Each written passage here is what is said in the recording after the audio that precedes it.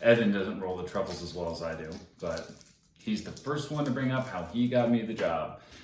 It was another actor who got Evan the job before he got back from tour. Evan didn't invent the catering company. As it is, he calls out of shifts. Where else has he got to be? He mentions a class. He says something about a Zoom reading. It's not that I don't try to understand actors. It's that I actively don't want to. They're narcissistic when they ask, how are you? Which, if you're wondering, Evan rarely does. We're in Paramus for Thanksgiving. A couple weeks after I started at the catering company. Everyone got tested. The small litany of phrases I must rattle off so you know I take things seriously. I say we travel by bus safely, but all I know for certain is that we traveled. And people love to tack on safely to whatever it is they're doing. They love to let you know how safe they're taking things. With caution, I don't believe half of them. Evan is bringing the boyfriend. He's still milking the novelty of that experience for far more than it's worth. This year, I'm single on purpose. I don't know why that's family news, but Mom and Grandma mention it before I take off my shoes, and I can't help but wonder why they didn't gossip earlier. I got laid off a few months ago. I was a first-year accountant at Deloitte, and it's a top 5 firm. No one wants to fuck a first-year accountant who didn't make it to tax season due to the virus. Not that I'm blaming the virus. I'm not trying to make it about me. If I want to be desirable, I have to be a second-year accountant. Next year has so much in store for me. Just Mom, Dad, Grandma, me, Evan, and the boyfriend. If it's under 6 people, I don't feel reckless. I did outdoor dining once last July, but I didn't drink. It's too expensive. Grandma is getting older, but no one wants to see that. That's fine. We make excuses to pass the hours. We pour bourbon into crystal glassware and call it healthy introspection. Mom toasts Evan every few hours or so, thanks him for getting the whole family together. I raise my glass as well because why draw attention? He looks at me and he rolls his eyes. He wants me on his side. Sure, I roll my eyes back. A moment of solidarity. And for a moment, I feel like we love each other again.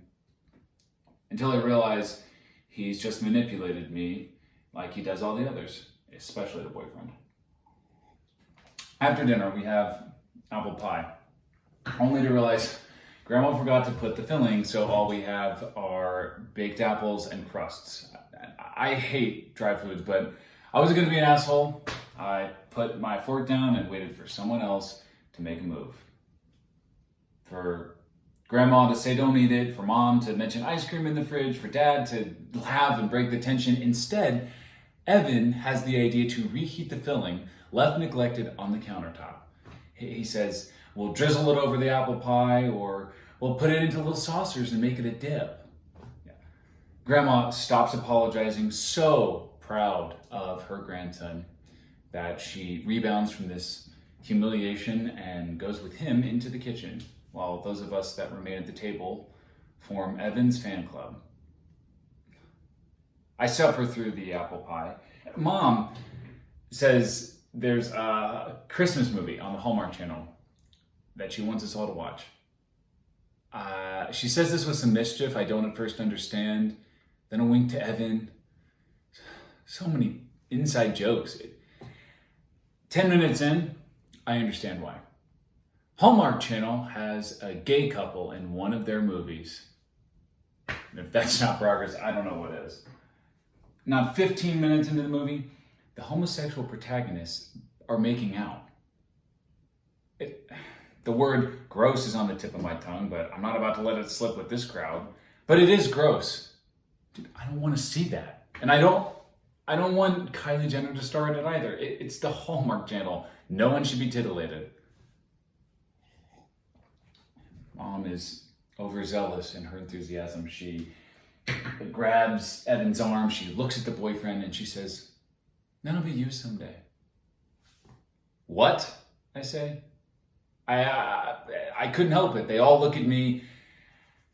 I say, what if Evan doesn't want to be in the Hallmark Channel? Saved again.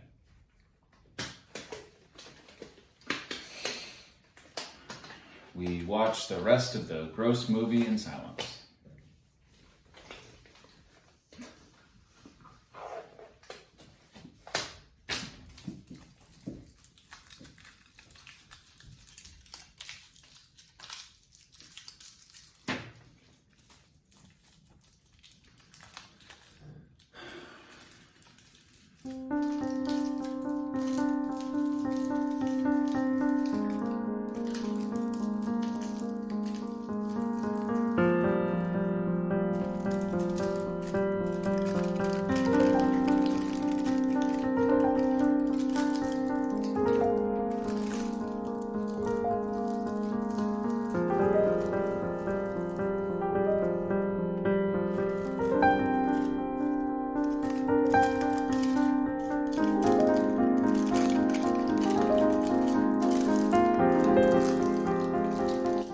Inside, come one, come all. Existential lamentations all night long.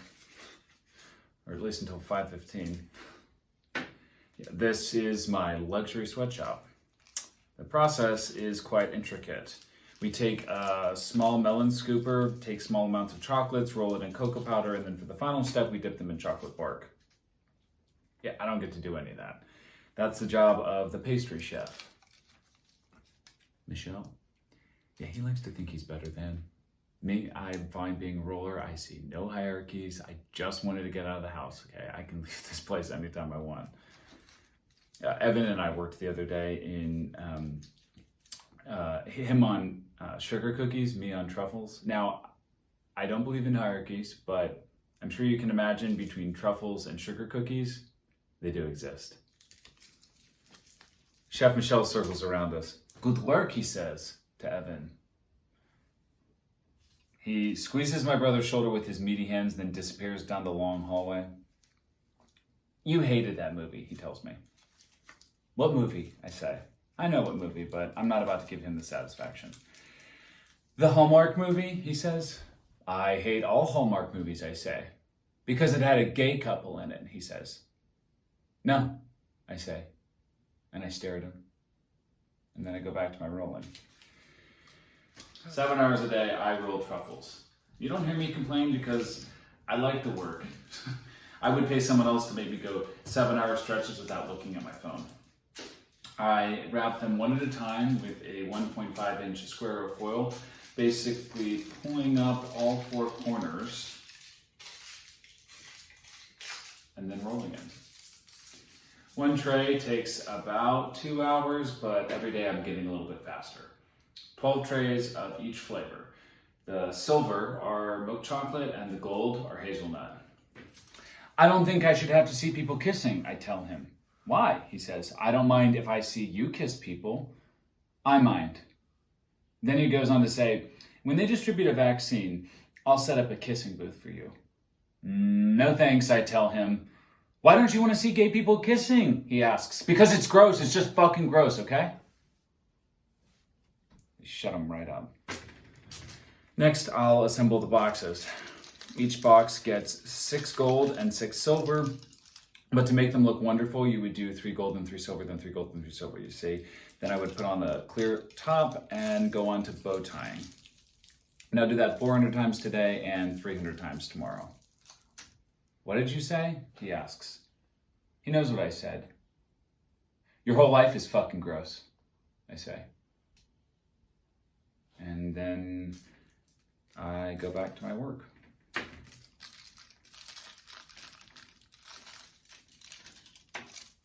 Mom said we're going to postpone Christmas until it is safe for us all to be together. Now, Evan must have told her what I said. Of course he did. He ran right to her.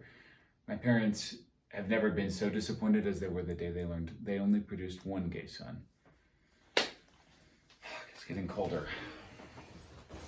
They don't heat this part of the kitchen. Who could blame them? Usually there's an assembly line of chefs heating the place with the hot air coming out of their mouths, but this year it's just me back here. Combination of social distancing and primo efficiency. Chef Michelle claims my wrappings are imperfect, but I saved the company money and no one who matters has ever made any complaints. He he tells me I'm sloppy, but I tell him the imperfections. Not that I'm saying that they exist, but if they do in fact exist, only serve to make the truffles look more distinguished and not as if they were manufactured by machines. Look at me rolling away. There's been talk of more work in January, but Deloitte will want me back by then, so I haven't committed to any shifts here. I didn't think there'd be such a demand for truffles in January, but Chef Michelle says they work year-round now. I stuck my neck out for Evan, and now I'll be spending Christmas alone. I told him the truth. He can't be mad at me for that. No one knows how hard and mean honesty is, but I do. I do. At night, my fingers get so cold.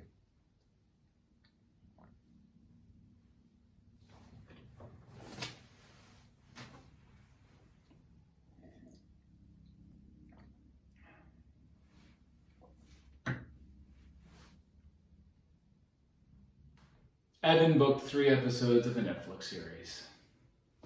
I'm happy for him, but I don't plan to watch it. It's not a gay thing, I just prefer Hulu. I spend most of my time with Chef Michelle. We sit at opposite ends of a very long table, much more than 6 feet apart. Although working as we do makes us both exposed. Exposed, not contaminated. He asked me about Evan, and I changed the subject. There's plenty else to talk about. I tell him how the rent on my apartment is starting to concern me, and how my mother says that I can only move back home if I quit my job because the commute to Paramus is putting everyone at risk. But who will roll the truffles? I ask her. She just stares at me. I think she thinks I'm kidding. I'm not kidding. I never cared about anything more in my life. Chef Michelle says he needs a roommate. I don't ask questions, I don't look for pictures, I just say yes. A month later, we're living together, and he wants to watch Evan on TV.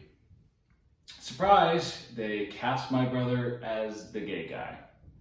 Now, I knew he couldn't pass for straight, but he was so impressive to everybody else that to offer any editorial feedback would end in a witch hunt.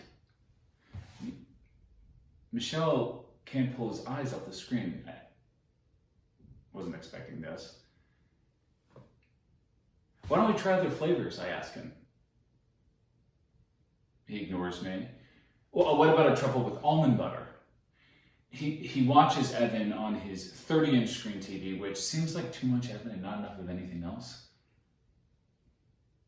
I watch him watch Evan. Michelle shifts. He adjusts himself. I don't believe it. Me on some well-worn brown couch with this gross person.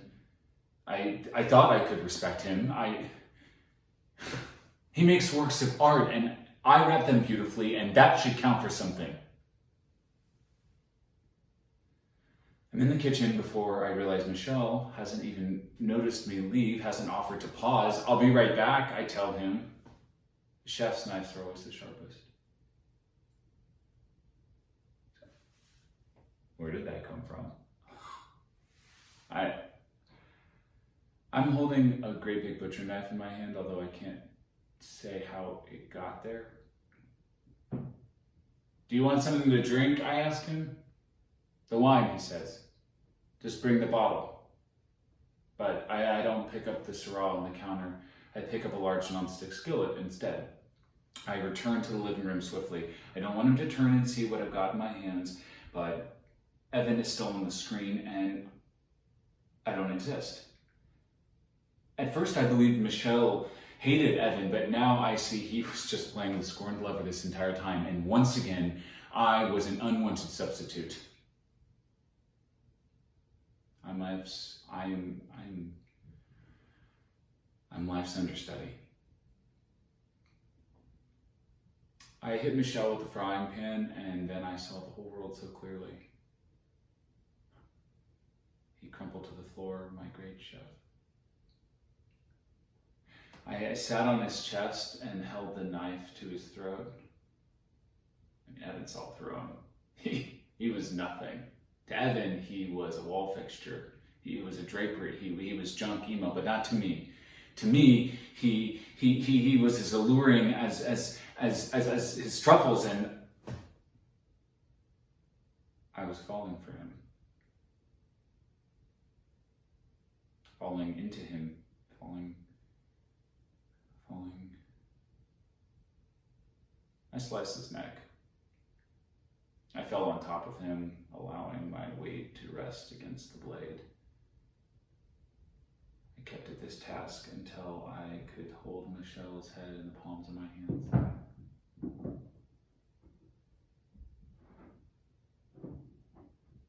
I stared at him a while.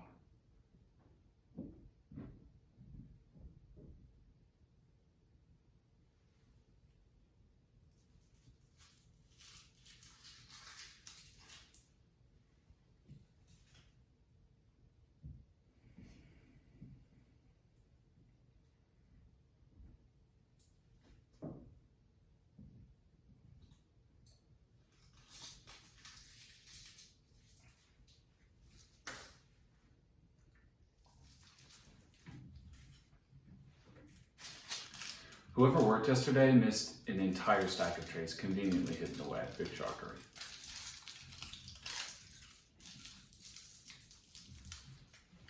Mom called to tell me Grandma is doing much better and that maybe she was being overly cautious about a visit. She tells me she wants to have me and Evan and the boyfriend over to celebrate the Netflix success. Evan calls to tell me that he thinks the part is dumb, but they've added him to the main cast for the following season. I tell him, congratulations, and he thinks something's wrong. He thinks I'm making fun of him. I'm not. I'll get to quit the catering gig, he tells me. He's perhaps more excited to not work catering than he is to be a television star. Well, a web series star. Are you all right? He asks me. Me, I'm fine. I know they'll find the body. The police are probably on their way right now. But I know I had these gorgeous truffles to wrap, and the mess back at the apartment, well, I didn't have anything to hide. 400 boxes, what is that? That's 5,000 truffles. These days I can do a tray in an hour, but you know, Michelle is right.